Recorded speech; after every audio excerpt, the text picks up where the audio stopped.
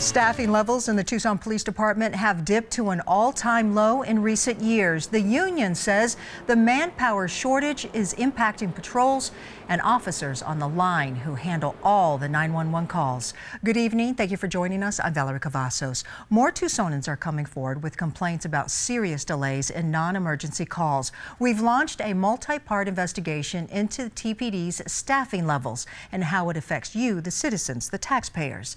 Tonight, we begin with an issue the police chief and the union continue to be at odds over: the patrol count.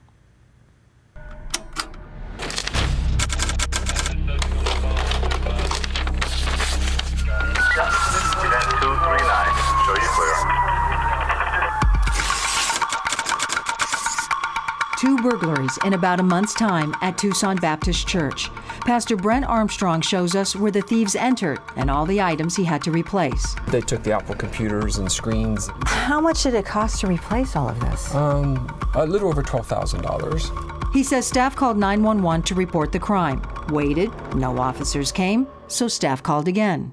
Second and third time, they just said that we were in a queue. They were aware of us, but there were other calls. And did they say what other calls there were? No, the 911 operator didn't elaborate. He says officers showed up more than 5 hours later. A few weeks go by. In the late night hours before Sunday service, another break-in. This is where the TVs were taken off the wall, ripped off the wall. This time, the thief is caught red-handed on camera, the surveillance equipment installed after the first break-in. Armstrong again called 911 a number of times. Once again, he says, it took more than 5 hours for officers to respond, nowhere near the goal of 2 hours that TPD set to respond to non-threatening crimes that fall under General Priority 4 calls. As the leader of our police department, he needs to provide the answers that everyone's asking. Where are the police officers? Particularly those patrolling the streets. Of course, they're out there, says Union leader Joby Dickinson, but they're spread too thin to effectively cover Tucson's growing population, a chronic issue in the department. The Tucson Police Officers Association sounded an alarm at the same time the city hired Police Chief Chris Magnus. In January of 2016, TPOA came out and basically said there is a staffing crisis with our patrol officers. We were having difficulty just fielding the high priority calls, fielding the right number of officers to safely get that done.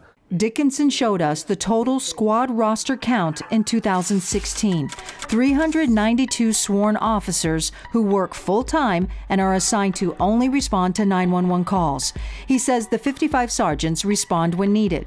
Fast forward 2 years, the squad roster count has dropped to 332 officers, significantly below TPOA's crisis marker. A reason, Dickinson says, citizens like Pastor Armstrong continue to feel the pinch, the strain. I would say that's accurate, that sometimes when you call 911 for a lower level priority, the amount of time that it takes us to get there, a lot of times the people just give up. A lot of times, we call them back and say, we're just not going to make it because there's other stuff going on. And that can be very frustrating. Chief Magnus has repeatedly acknowledged the staffing shortage, but he falls short of calling it a crisis. He disputes the union's patrol counts. My experience has been I've never worked in a city where the labor union didn't think that staffing was inadequate or that staffing wasn't at close to a crisis point. So you have different numbers then? I have very different numbers. Okay. And I'll tell you how I got my numbers. Magnus includes sworn and non-sworn officers who are not primarily assigned to take 911 calls, meaning many have to be pulled from other duties.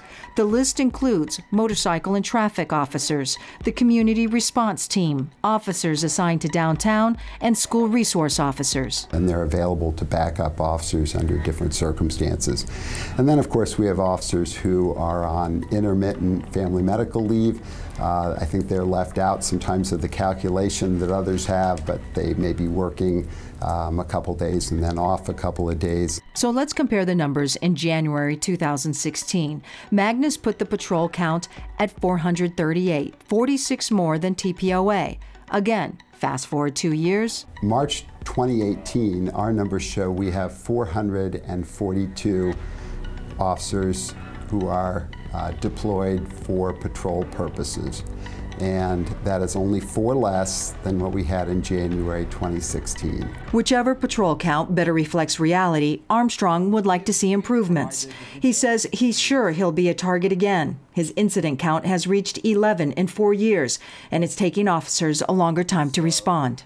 And therefore the criminal knows that, and they are able to escape, move on without fear of apprehension.